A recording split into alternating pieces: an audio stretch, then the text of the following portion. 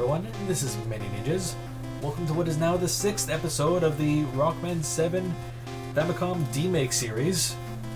Of course, as I mentioned before, this is not the standard version, but actually an edited version that changes the player character from Rock to his sister Roll.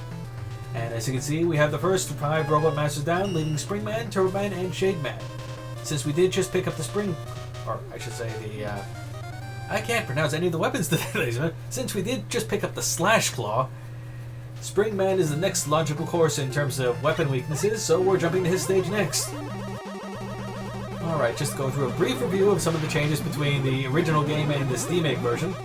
First off, since everything is based off the original Classic 6 games, things like the shops, which did appear in later titles, will not be appearing in this title, which subsequently means that auto really doesn't make too much of an appearance here, and the subsequent special item that you would find in this stage, which is directly related to auto and the shop features, is not present and has actually been exchanged with another part entirely. And also, anything that involves the rush search feature has been removed or altered in a way so they can be obtained through other means, since there is no rush search in this particular game.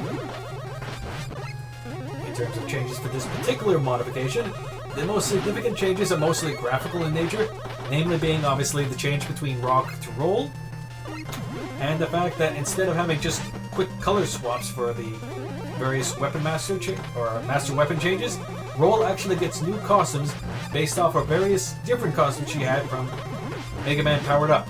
Which, now to think about it, I might have looked earlier, but I can't seem to remember. Anyone know if the PSP related servers are still available? Because I know for a fact I still need to download a few costumes for that game that I completely forgot to, and I really should do that before the servers shut down for good, whenever that does happen.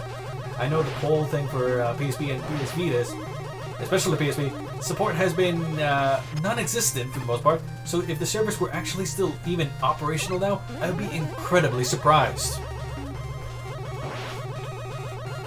Regarding this particular stage itself, the majority of the stage is, aside from obviously having a little bit of an easier time navigating certain obstacles because the 8-bit graphics for Rolls and Rock subsequently are smaller, which actually gives you, at least I feel, it gives you a little more wiggle room in order to work with.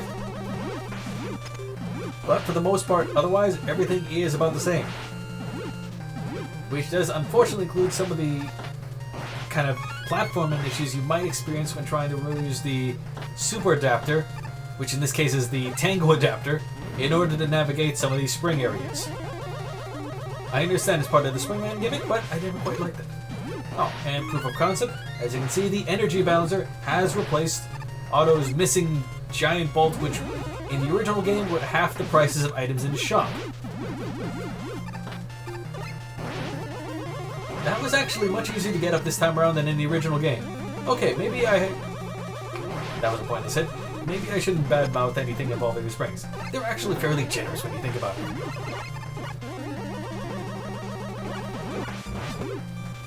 Speaking of the Tango Adapter here, at this point, I'm not quite sure exactly where it is in this particular game because of the obvious changes in moving rush search and everything. So I'm not quite sure where I can find the powered up fist in order to kind of improve the range, because right now, as you can probably see, the actual shot, when it's a charge-up shot, is a straight fist that moves a very short distance and nothing else. Or if you get the powered up version, it not only moves further, it actually does a little bit of a homing feature, which can be both a good and a bad thing depending. Believe it or not, we're actually just about done the stage at this point. For the most part, minus the whole spring gimmick itself, this is actually a really short stage. And when you happen to have the Super Adapter ready, which is almost a given by this point of the game, you actually have to go through the main 4 stages to get there, and they're not hard to pick up for the letters. Yeah, no, it's generally a cakewalk in order to get the Springman himself. In terms of Springman, because like I mentioned before, there were a few changes, this is one of the bosses where they get a little more difficult because of the changes, namely the lack of flinching.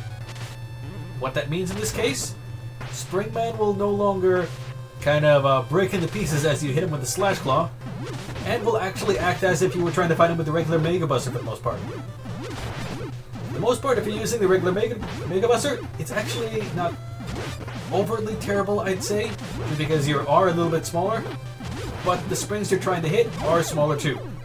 And I was clearly not doing a good job there with the Slash Claw, which is really short range in this case. Anyway, I guess a win's a win, so on with the next power. We have the Wild Coil now, and let's see what the costume is for this one. Bunny suit. I guess because of the hopping springs. Alright, let's roll with it. That's one more Robot Master down. That makes 6 of the 8 there.